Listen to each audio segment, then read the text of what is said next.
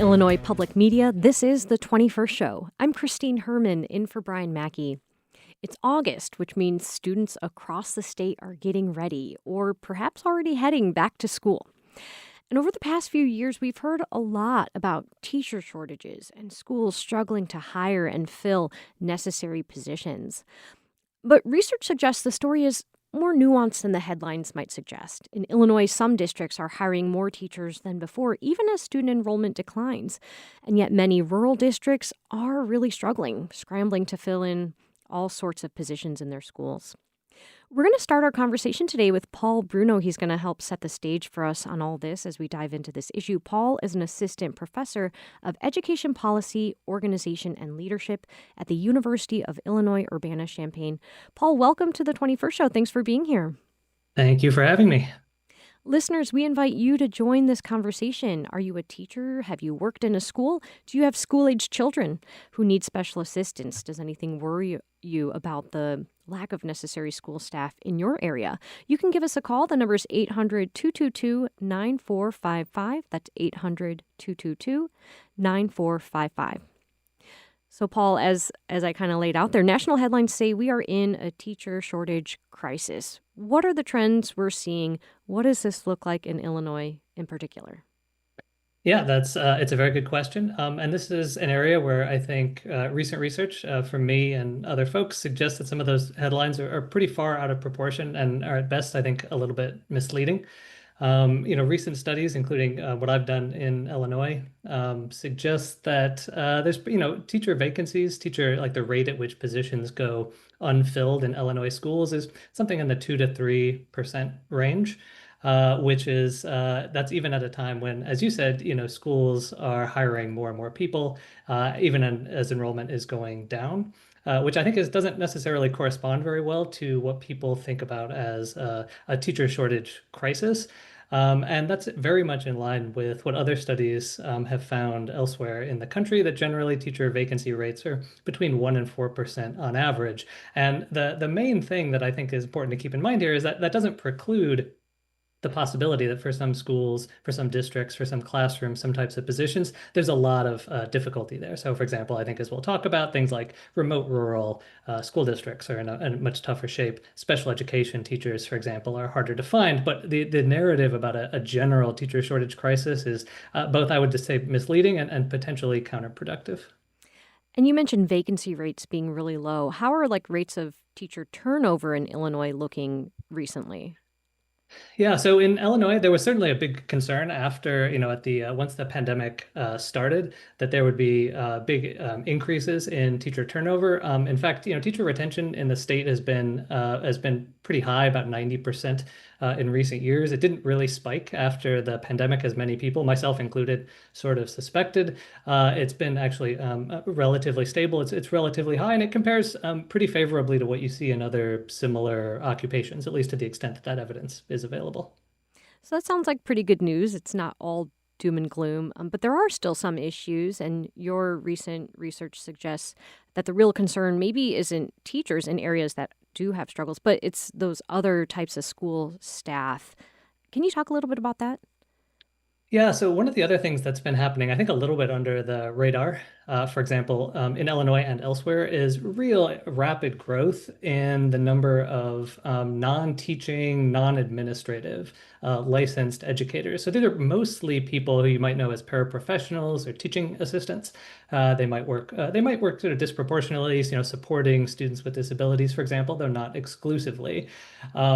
But the schools in Illinois and elsewhere have been hiring a lot more of those people than they used to. So just, for example, in Illinois, I think the number of these paraprofessionals or other certificated staff working in Illinois schools has gone up by about 43% since 2016, probably a little more than that now. And so part of what you see there is you do see much higher vacancy rates for those types of positions, more like between 6 and 7%, reflecting that rapidly increasing hiring and not really very competitive salary. So that potentially concerns me more than some of the teacher shortages, particularly if we think about those staff as working, disproportionately with some of our higher need students.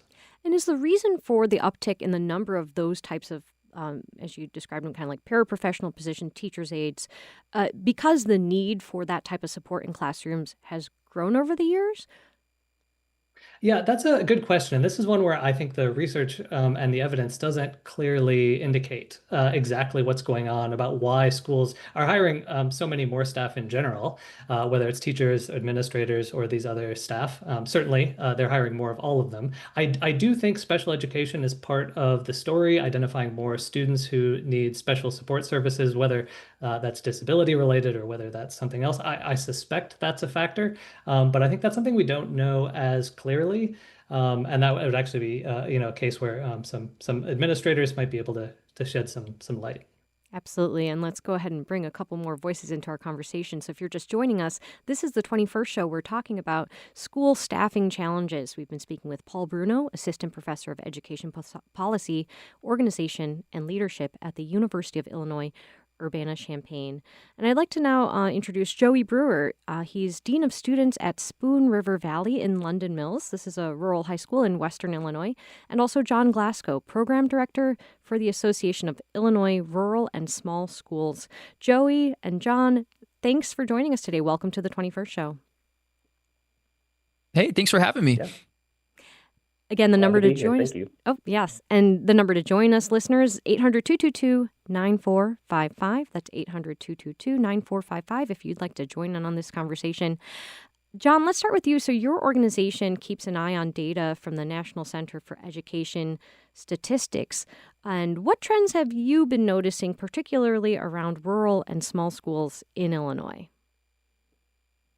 Yeah, it's a great question, really. And I think particularly with the educator shortage, what we do find is that, it still persists and that it is pretty pervasive and pernicious, but it's a difficult topic because it is uneven, right? You do have some districts that are doing better by themselves for a number of different reasons, but you do have a number of, as Paul said, more remote districts that are consistently struggling to recruit teachers to come to the area to join the workforce and become part of the community. And what trends have you been noticing in terms of, has this always been a challenge? Has it gotten worse? Has it gotten slightly better? Can you talk a little bit about that when it comes to rural communities in Illinois? Yeah, I think it's been a pretty historic challenge, broadly speaking, for a number of different reasons, economic being one, pervasive negative narrative about rural places and education in general. Teachers, when they join the workforce, aren't necessarily thinking of joining a small remote school unless you're from the area.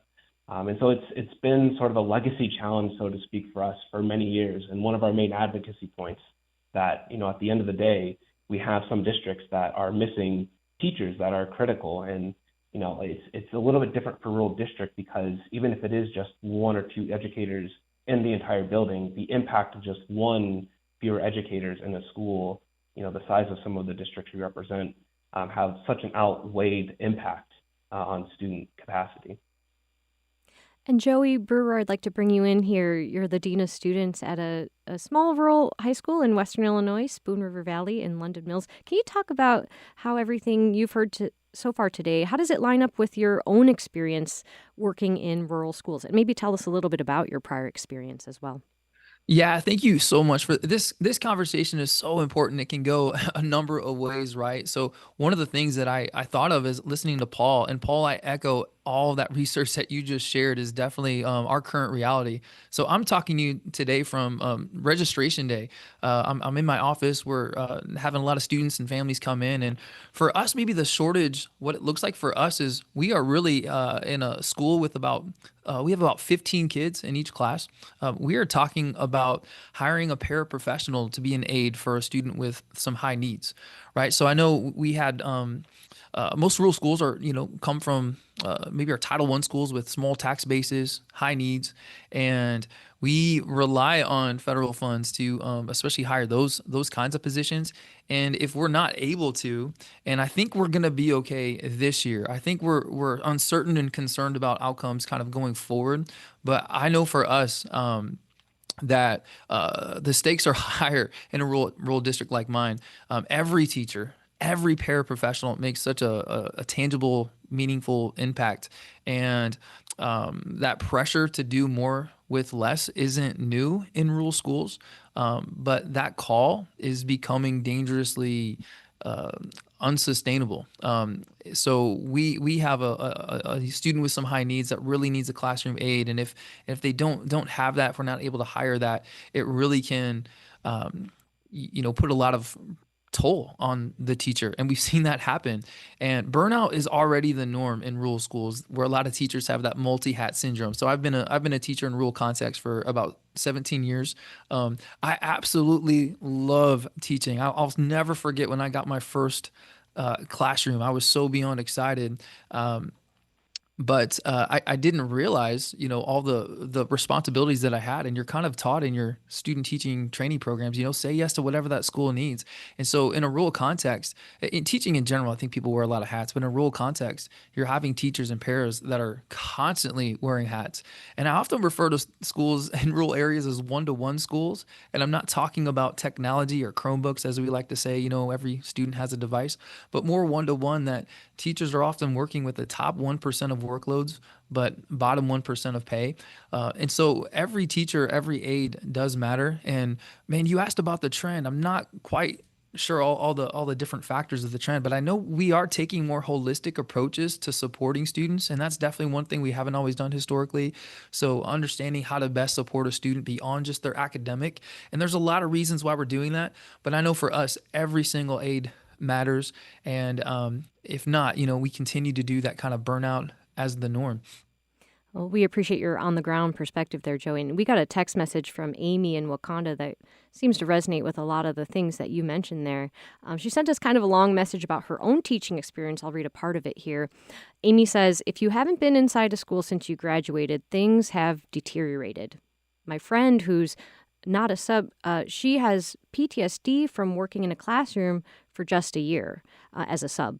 Her administration punished her for helping her ADD and autistic kids, even when it improved those kids' scores and classroom behavior. If it didn't match her principal's exact preferred teaching style, it was disciplined. And the teachers, no fresh new ideas allowed, no helping the kids in most need, no large rubber bands under the desks for kids to kick their legs without disturbing their classmates and burn excess energy, etc. She's so afraid that by leaving a toxic work environment, she'll fail her kids. Joey, as you hear Amy's recounting this experience, do any of these comments resonate with you from your own prior teaching experience? You mentioned 17 years working in the schools. Oh, absolutely. And I so appreciate that text message, because it really gets to what the heart of this issue is that we don't want to recruit people to join a broken system and then be surprised by when they leave. So as we've got all this research about where our teacher shortages are, I think the more alarming research should be, there was a poll last year that found 3 out of 5 teachers in Illinois are actively considering leaving the profession. So that should be really alarming. I even have in this Western Illinois context, one of our biggest employers is actually a prison system, and ironically, we have had a lot of teachers leave the school system to do some sort of employment through the prison system because they can support their families a lot better too. So that's another thing that's really interesting in the irony. So maybe it's not just how do you address the gaps in recruitment, and it's about how do you sustain folks. And I have also worked with about 15 student teachers. And I am telling you, they are also set up from a system from the get-go. Many student teachers are told not to work while you student teach, but you might have to drive and maintain a car and maintain rent as you do a student teaching experience. And I've seen a lot of folks drop out because they can't keep that up. But we're also seeing student teachers shift in thinking of teaching not as a career, but a launch pad to something else. Because they're just not simply willing to, make those kind of sacrifices. So we can't respond with band-aids, like a short-term license or emergency hires. We're doing a lot of that, and it's helping us, but it's helped us fill the gaps. But we need more of a surgery. We really need to address the root cause of how do we dignify this profession? How do we reimagine what school can be so we can make it cool? We can make it meaningful again. This is a career that when I first started, I remember people were leaving their other careers and they didn't mind making a little less because they found meaning, they found joy. And that poll last year should really signal major turning point we need to really address some of the root causes of education and rethink about what it is that we're doing. So yeah, deeply resonate with that text message from the listener. Thanks for sharing that.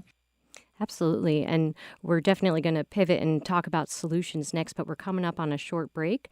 We're speaking with Joey Brewer, Dean of Students at Spoon River Valley in London Mills in Western Illinois. We're also joined by John Glasgow, Program Director for the Association of Illinois Rural and Small Schools, and Paul Bruno, an Assistant Professor of Education Policy, Organization, and Leadership at the University of Illinois Urbana-Champaign. Join our conversation at 800-222-9455 if you've got a question for one of our guests, if you have an experience to share. The number again, 800-222-9455. More in our Back to School conversation after a short break. I'm Christine Herman. This is the 21st. Stay with us.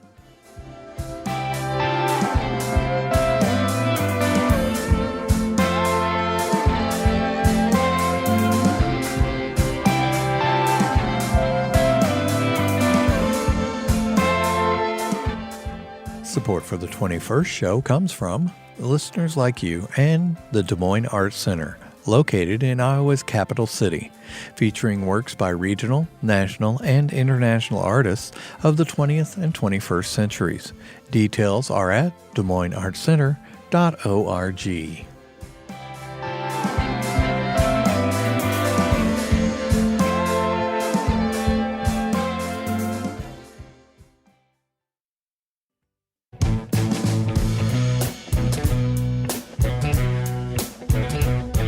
This is the 21st show. I'm Christine Herman. We're continuing our back to school conversation with my guests from across the state. We're speaking with Joey Brewer, Dean of Students at Spoon River Valley in London Mills in Western Illinois. We're also joined by John Glasgow, Program Director for Association of Illinois Rural and Small Schools. And 800-222-9455 is the number to join us today. That's 800-222-9455. I'd also like to bring Paul Bruno back into our conversation here. Paul is an assistant professor of education policy, organization, and leadership at the University of Illinois Urbana-Champaign. Paul, let's go back to this question about the folks in the schools who work with kids who may have special needs, maybe special education, maybe multi-language learners. Can you remind us what the recent rollbacks on DEIA and the funding cuts for the U.S. Department of Education entail? And what impact do you expect those cuts to have on, and particularly on children with disabilities and their families? Yeah, I think that's a little bit hard to say at this point. I think one of the things that we've seen is the federal government has already, the Trump administration has frozen a large portion of federal funding for schools. They spent the better part of July withholding the money that they would normally have distributed for a variety of purposes without much of an explanation before releasing it, which I think created a lot of uncertainty. Understandably, which is probably disruptive for schools. Going forward, it's a little bit hard to say exactly what the effects will be because for a lot of these students, their ability to receive services from their school district depends on various sorts of legal protections and civil rights protections that depend on being enforced by somebody. And I don't think we've seen a ton yet in terms of what the federal government will support in terms of when students have concerns about their educational rights. So, you know, to this point, we haven't seen a huge disruption in that funding, but I think there's some possibility that that is coming in the future, and we certainly have to worry. Even the uncertainty, I think we know uncertainty is disruptive for students and for staff at schools, so that's concerning in itself. And Paul, we also got this text message from Stephen in Champaign. He wrote in to say, I wonder if the research the professor has done identifies unfilled positions that have never been filled, then removed from the opens list entirely. Does your research also track class sizes? Has there been an uptick in class sizes? Example, a math position is posted, cannot fill the position, then the class sizes in the math department increases because of being down a teacher. This is a common practice, but would also show that the school district isn't quote unquote short a teacher once its job posting is taken down. I wonder, Paul, how about that? Is part of what we're seeing that schools simply aren't hiring and are increasing class sizes instead, as Stephen in Champaign, who texted us, is seems to be referencing here? That's a super smart question and gets at one of the reasons this has been such a tough thing for us to study is just the getting the data on this kind of stuff is really tricky. What I will say is I don't think that is much of an issue here. To the extent I think that is happening to some extent, and when it is happening, I think what it is doing is causing us to underestimate how much inequality there is between school districts. Where I think it is probably true that in the hardest to staff positions or the hardest to staff schools and districts, they probably are doing some of that, is just giving up on filling positions altogether. And so shortages in those districts would tend to be understated by the data and the methods that I'm using here and that we are often using now in this research. But I think that wouldn't change the big picture in a couple of ways. One, it would still mean that the main concerns we should have about teacher shortages are actually about how those are disproportionately concentrated in specific positions, specific schools, classrooms, and school districts. And we really need solutions that are targeted at those specific problems. I don't think it would change the fact that, for the typical school or district in Illinois, their vacancy rate is not that high and their staffing problems are not that severe. The other thing I would say that I think makes me think that that's not a huge issue right now is, as I briefly alluded to before, and I think it surprises a lot of people, we are not seeing that schools in Illinois or elsewhere in the country are actually having a hard time hiring more people. In fact, they employ more people now than they have at any point in the past, even as their enrollment has gone down, right? So I'm talking about vacancy rates that exist even as schools and districts are hiring more and more and more teachers. And to the point about class sizes, I think that's actually an interesting part of the puzzle. What we don't see is much of an effect on class sizes one way or the other, at least not obviously. So, for example, for despite the fact that enrollment has gone down in Illinois public schools and the number of teachers has gone up, that has increased the teacher to student ratio, but it has not had much of an effect, as far as we can tell, on class sizes. Class sizes in Illinois have mostly not budged on average statewide in some time. And so I think that gets at then this question of, okay, well, what are these people doing as schools are hiring them if they're not reducing class sizes? So I think they're important questions. I don't think they're a big part of what's going on or change the big picture here.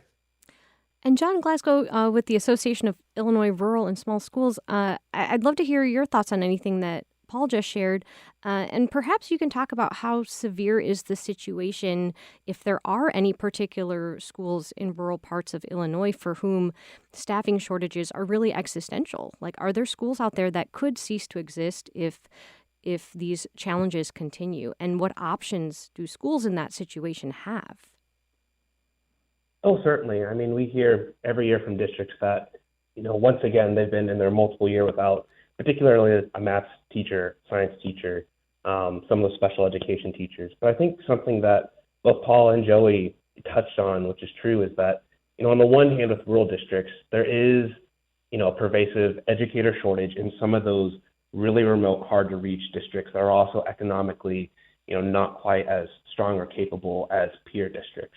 But, I would also say, looking at the most recent educator shortage report in Illinois, you could almost make the argument that there's a credentialing crisis or a crisis of quality as well, right? When you look at the number of teaching positions specifically for rural and small town districts filled by substitutes or retirees, that number has ballooned 400% since 2022, right? So rural districts are reporting that about 52% of their open positions are temporarily filled with subs or short-term licenses. So yes, that is allowing them to offer the course, not condensing class sizes into a larger class. But what this leads to is rural school leaders report that they really only feel that about 43% of their applications are truly qualified for the work at hand. But when you're faced with no real other option, a lot of rural districts are sort of forced to take who they can have access to. And so, going back to Joey here, this really then becomes a question of, so what are our solutions to recruiting really passionate, engaged, high quality rural educators in particular? So, Joey, let's go ahead and go there. What are some of the solutions that you have in mind as someone who works in a rural school district, whether it's something that would benefit your own community or something that, could benefit communities across the state? That is a mega question, and I share that question with John too. And as someone that's always worked in a rural context, and we have we don't really have hiring pools. We have hiring puddles, as we like to say here as well.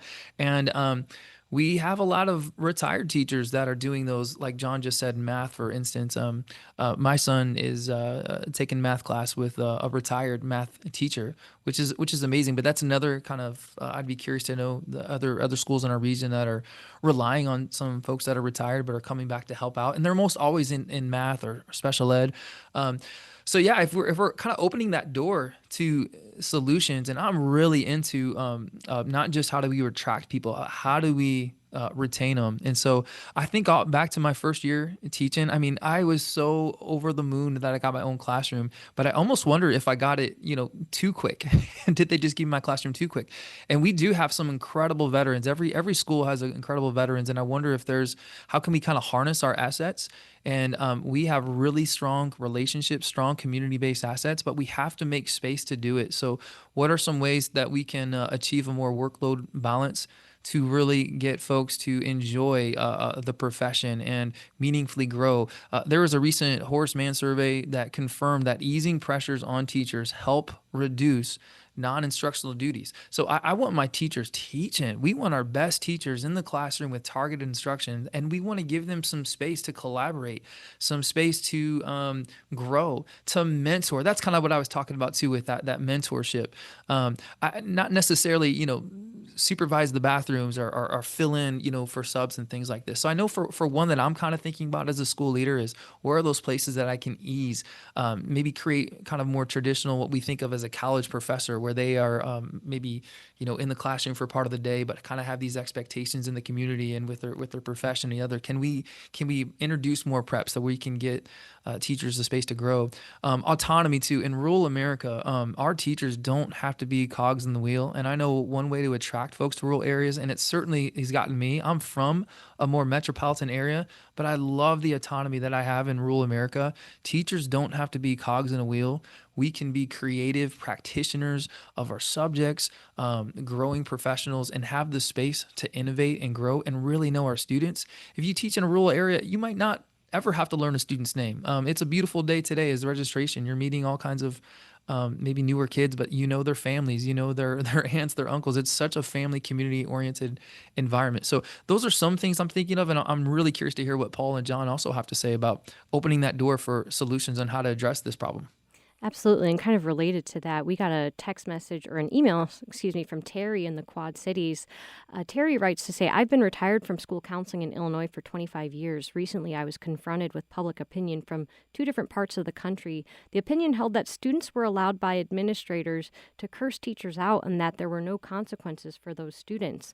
The first time it was from a former teacher, and I just didn't believe it. But the second time I heard the very same story in another part of Illinois. My question is this: what is your reaction to this? And don't you think it would be something that would discourage anyone from teaching?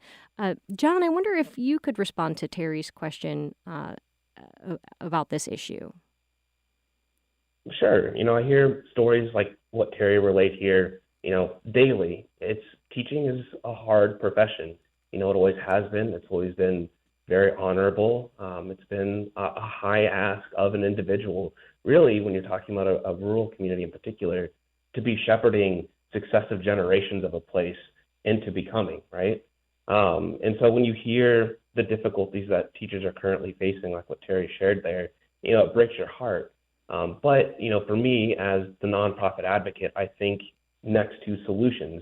If this is the case, what can we do, right? What can we do to help teachers? What can we do to help communities and kids at the same flip of the coin as well? And I really think in terms of solutions, there's sort of two registers here, right? More targeted, there's programs out there that we at the Association of Illinois Rural and Small Schools endorse called Rural Teacher Corps. Illinois happens to have the most out of any state in the country at multiple public institutions and private institutions. And essentially, it's a targeted way to recruit students to teach in a rural place, giving them a specific lenses and tools and pedagogy different from sort of traditional teaching methods that they need to thrive, right? It really builds that resilience that Joey's talking about. But, I think almost an undiscussed, avenue in our conversation here is that if we really want, strong, thriving teachers and supported, communities and kids, we also need strong rural school leadership as well. And I don't think it's quite discussed enough that we also have a leadership crisis in rural schools and very, very, very few strong pathways to really energize and cultivate, really collaborative, great leadership in rural districts. So if we want to, address what Terry's talking about here and support teachers, we need teacher programs like a Rural Teacher Corps that are dedicated to training those rural educators, but then also programs for rural school leaders as well. To that point about mentorship or support programs, Lloyd in Danville texted us to say, no kids. I assume he means I don't have kids, but Danville School District 118 under the former superintendent had a very impressive Grow Your Own program that was very successful. It's worth sharing. I don't know much about the Grow Your Own program, but I wonder, is this resonant with John, with what you're referring to, kind of this idea of finding kids from communities that are rural, and then they might be the best suited to serve in rural communities as a teacher or as a staff member or even administrator down the road? Certainly. I think there's a lot of merit to the Grow Your Own program. Like I started out my comments today with, typically if you are teaching in a rural place, you happen to be from that rural place, right? So looking at your sort of local community is a great place to start. But I think where this concept of a Rural Teacher Corps, which really borrows from this Peace Corps type model, where it kind of takes a step beyond, is that it says anybody can thrive in a rural place if you understand, the specific tools and mindsets needed to thrive there, and sort of dispelling some of the myths, both about education itself, but also about, living and working in a rural place. We're coming up to the end of our conversation here, but Paul, I wanted to just come back to you. You're a researcher at the University of Illinois Urbana-Champaign, paying attention to all these things, and I want to invite your thoughts. What do we know about solutions to the problems we've laid out here that actually work? Are there examples of places that are doing this well? Is it funding? Is it more than funding? We've got about a minute and a half left if you want to take that where you will. Yeah, I'll say, to speak to the earlier issue about how teachers are treated and school leadership, we know from the research those are important things for teacher recruitment and retention. I will say also from the research, it's a little less clear what to do about those things. One thing I think the research is very clear on is that what is effective for teacher recruitment, one thing that is effective for teacher recruitment and retention is pay. That teachers respond to higher pay, both in where they apply, where they want to work, and how long they want to stay there. That means we probably need solutions that are financial, that are at the state level, involve more targeting. The state has done some of this already with its teacher vacancy grants focused on the districts with the highest teacher vacancy rates. The evidence-based funding formula does this to some degree, but I'm not sure it really captures the needs of like some of these rural districts adequately. But I think there's also things that local school districts can do to be saying, are we paying our teachers enough? And I talked about how many more people school districts are hiring. One implication of that is that they're choosing not to pay people more. And maybe that's a justifiable choice in a lot of cases, but I do think it's a trade-off we are not talking about enough, which is that if you hire more people, you're paying people less. And so I think, for a lot of these school districts, if they really are dealing with teacher shortages, that's a potential solution. If you look at starting salaries in Illinois for teachers, they're, if anything, down a little bit after adjusting for inflation over the last 5 to 10 years. Sorry to cut in, Paul. We're coming up on our break here, but I really appreciate your insights and the insights of my other guests who have joined us today, Paul Bruno, Joey Brewer, and John Glasgow. Thank you all for joining us on the 21st show today. Appreciate it. Yeah, Thank thanks. you. This is the 21st show. Stay with us.